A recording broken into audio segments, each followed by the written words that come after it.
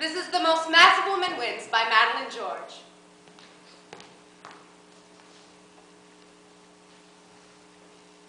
I'm about to have my body surgically removed.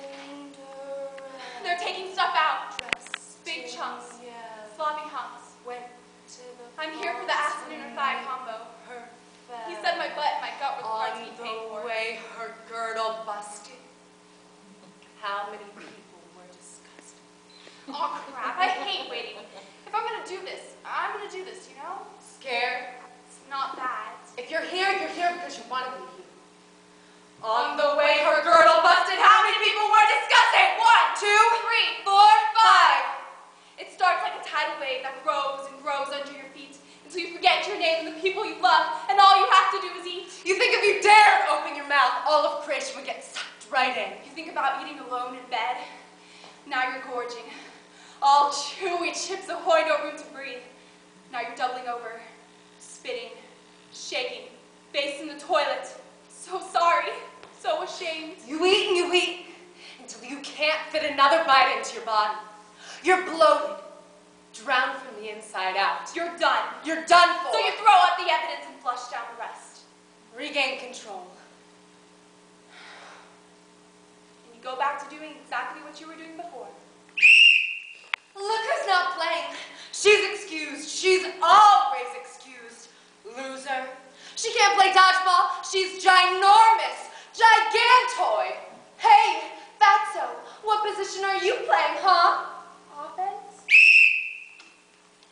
In defense of my thesis, women of Cold War and post-Cold War, era media, self-denial, and self-esteem, I refer you once again to the hypnotizing image that this and related subject matter is pertinent, if not crucial, to our postmodern society. Miss Rowe, can you explain to me exactly how the subject is relevant? I fail to understand how these women can simply get over these disorders that you claim to be caused by two-dimensional images. Well, I think it's a little more complicated than that. It seems to me that you are getting a little emotional about this, and I can understand why, since this does hit a little close to home for you. For that reason, I would have advised you to pick a subject that you could remain somewhat objective about. What about benefits? We haven't yet decided if this is an appropriate job for you, Ms. Kinski. Please let me be perfectly frank, Ms. Kinski? I really don't think that you fully consider the physical taxation that is put upon a woman in this line of work. But sir, I've been in the food industry all my life. I really don't think the restaurant can use a woman of your stature at this time.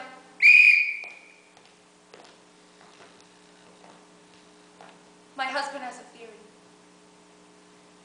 He's figured it out, he says to me. Theo, can't you see yourself in the mirror? I say, yeah. So why don't you do something about it? It's for your own good. How many times do I have to tell you what happens to girls that get too big? Fat girls go crazy more than thick girls do! It's like the system inside your body. If you add a little too much of one thing, you throw off the rest.